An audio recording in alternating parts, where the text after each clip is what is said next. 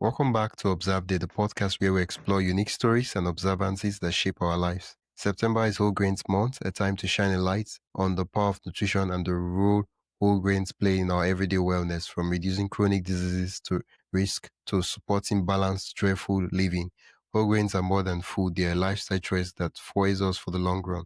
Today I'm joined by Sarah Pettitt, an anti-diet glow-up health coach, nutritionist, and personal trainer. Sarah's mission is to help people find freedom in food without obsession, teaching women how to lose weight without the scale while still enjoying their favorite meals. Her story is one of resilience, healing, and balance, and she brings a refreshing perspective on how simple shifts like including whole grains can transform energy, mood, and overall health. Welcome to the podcast, Sarah. Thank you so much for having me. Yeah. Whole grains Month is about, raising awareness of the benefits of whole grains. Why do you think they play such an important role in balanced eating? Yeah, so whole grains, they have so many vitamins and nutrients and high fiber. They play a role in our digestive health, our gut health. They balance our blood sugar, which gives us more even energy throughout the day, which everybody wants. No more afternoon crash. Yeah. Um, Afternoon crash. Yeah. I never really knew what that was until I saw a video explaining that. And I was like, yeah, I've experienced this before. So this is what you're talking about. I was like, wow. So I stopped taking those sugary stuff. And I noticed that, there was no high and then deep down. Yeah, that's from the sugar. It makes your blood sugar levels go up and down, and that's where that big crash comes from. So including whole grains in your diet can help prevent that. Yeah. When many people hear healthy, they think about restriction. Mm-hmm. And I'm curious, how do whole grains help shift that narrative? Yeah, so when a lot of people think about eating healthier, it's always, what do I have to take away? What can't I have? And when you go into it with that negative mindset, it almost sets you up to fail. So when you can instead focus on what can I add to my diet, that's where whole grains can be a great option. Like I have 2 young kids at home, and they love breakfast Eggos in the morning, and they have whole grain options. Like very simple little twists like that can make a huge impact. Yeah. Well, and you mentioned we have to shift from thinking, what can I remove or restrict, to what can I add to my my diet, meal, and all that.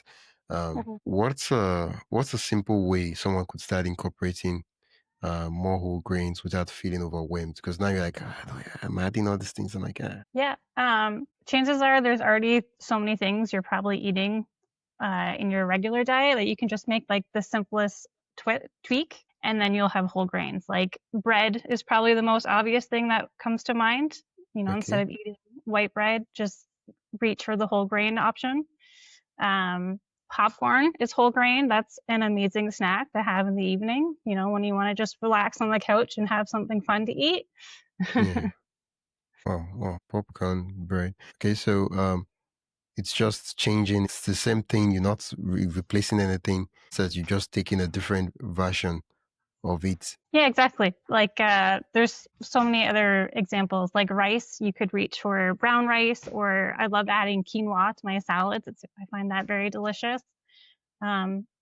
Pasta, instead of white pasta, there's chickpea pasta, lentil pasta. So many great, delicious options. Yeah. You teach a formula of protein plus fiber plus fat.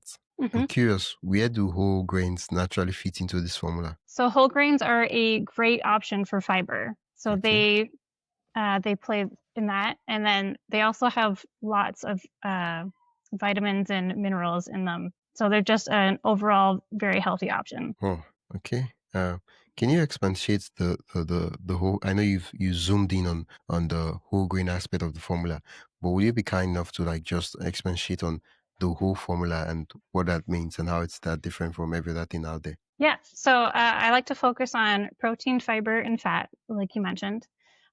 Protein is amazing for building healthy muscle and keeping us feeling full.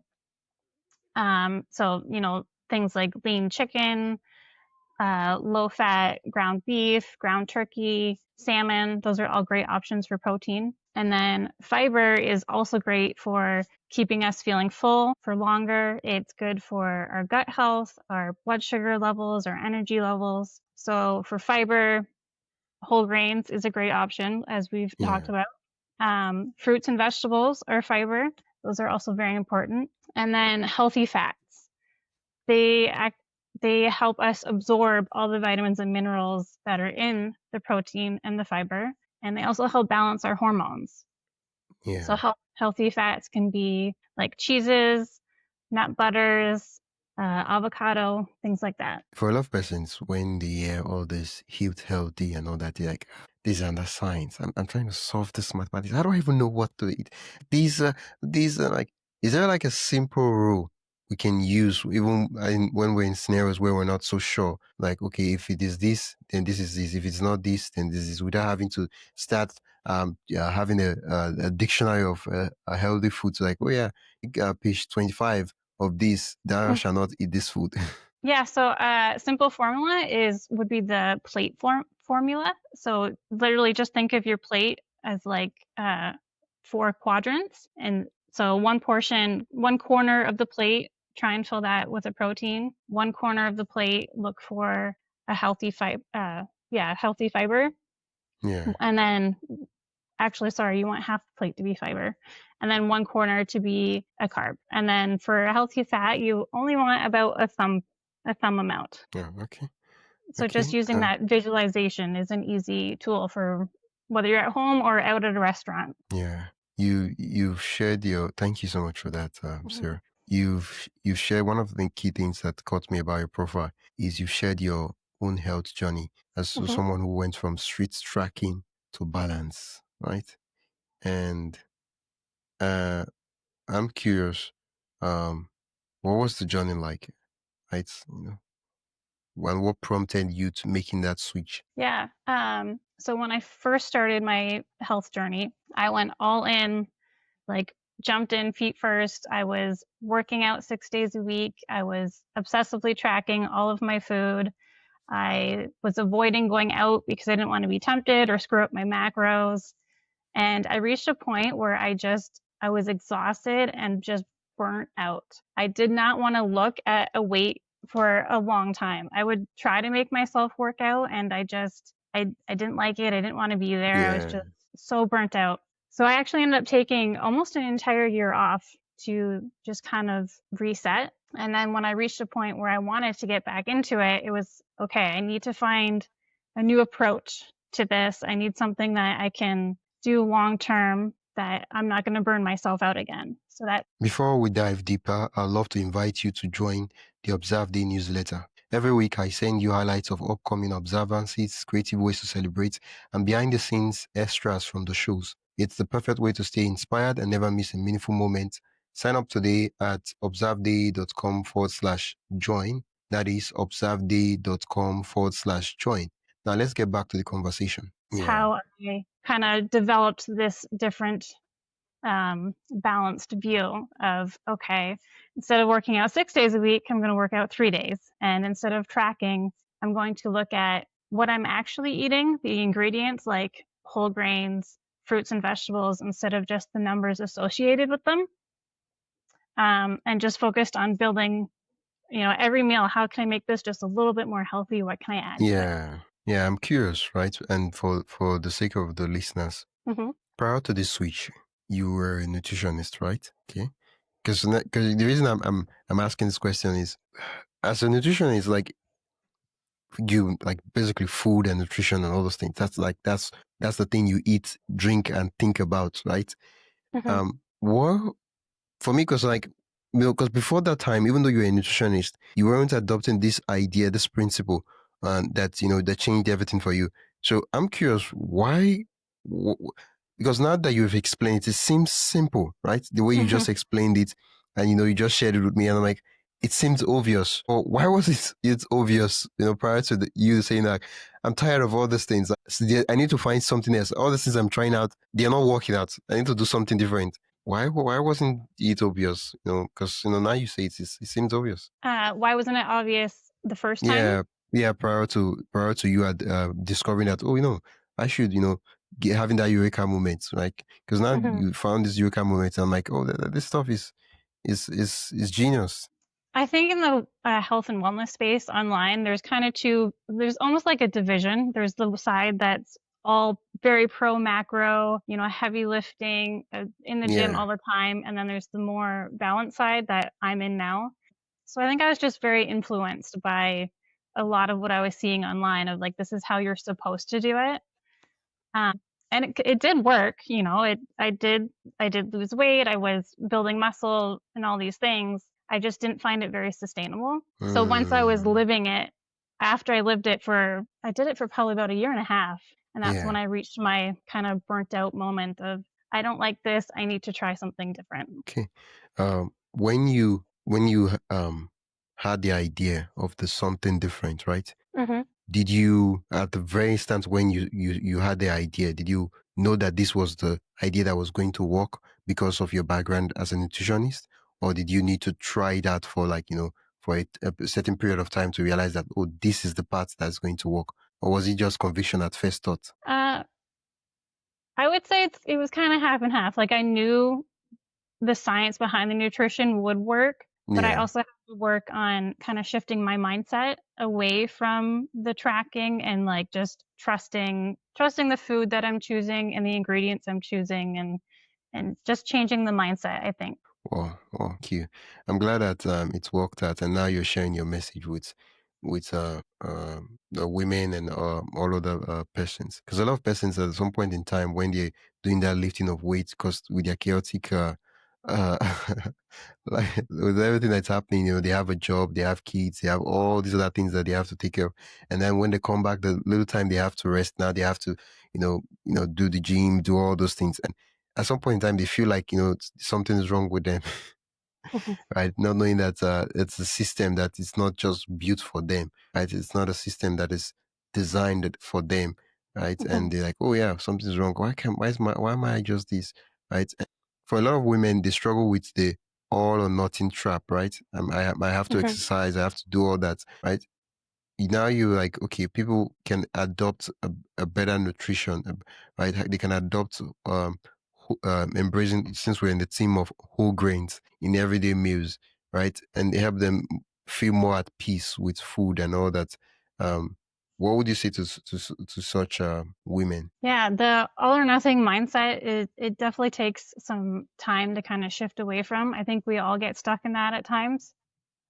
Um, it's really for me, it just came down to how I was talking to myself and allowing myself to give myself a little compassion of I don't need to do it all, you know, struggling every day to try and do every single thing on this massive to-do list I've created myself Yeah. wasn't awarding me some special medal, like there's no award for suffering. So it really comes down to right? Yeah, yeah, definitely. It really comes down to our mindset and the way we think and talk to ourselves and kind of zooming out and looking at our whole week too of like, okay, these are the things I have to get done. These are the things I want to get done. How can I fit these puzzle pieces together? Yeah. Well, thank you so much for that. And thank you for sharing with me that there's no uh, award for suffering. Right. Okay. What's a favorite whole grain recipe or snack that's both practical and enjoyable? Favorite recipe. Or snack, either way. Mhm. So I'm a big fan of rice bowls. My kids and I love them, and I like to do 50-50 actually. I'll do half rice and half quinoa. Load it up with veggies like edamame, avocado, carrots, onions, and then usually chicken or salmon to go with it. That's one of our favorite meals at home. Yeah. Oh, okay. Okay. Why do I feel hungry right now? While you're just talking about it, I was just imagining it, and I was like, wow, I was swallowing Mhm, saliva. Sounds delicious. Okay. mhm. How do one of the key things you said is that, people don't have to change, they can still enjoy their favorite meal while still, losing weight and looking for staying fit and all that. How do you help clients enjoy foods like pizza or McDonald's while still keeping balance with whole nutrient dense choices? Mhm. I think it just comes down to when you're looking at the menus, realizing that you can kind of piece things together. You don't have to get like the traditional burger, fries, pop. Like one of my favorite meals at McDonald's is it's a deluxe cheeseburger with all the veggies on it, and then instead of fries on the side, I get a 4-pack of chicken nugget because Oh, that way I'm boosting the protein and I'm keeping the carbs and the fats really low. yeah, So just yeah, little changes like that. yeah. Wow. Yeah. So we don't. It doesn't have to be the quote unquote traditional parts where it's like, oh, this or this. No, you can basically design. That's fun. I can design my own combination using that Mhm. formula of what I want and really get to enjoy what I like to eat. I did prepare a lightning round of questions to ask. These are quick fire questions. I need quick fire responses. You ready? Okay. Okay. What's your favorite whole grain? No oats or brown rice. Quinoa. Okay. What's the go-to breakfast that foils your day? Good breakfast. Yeah, that foils your Uh, day. Yeah, your so go-to breakfast. Yeah, my go-to breakfast. yeah. Uh, so mine would actually be a yogurt parfait. So yogurt, strawberries. I love pistachios, and then a whole grain granola. See, I'm just shaking my head. And I'm like, hopefully the listeners know what you're talking about, but I like, well, okay. What's one myth about healthy eating you wish would disappear forever?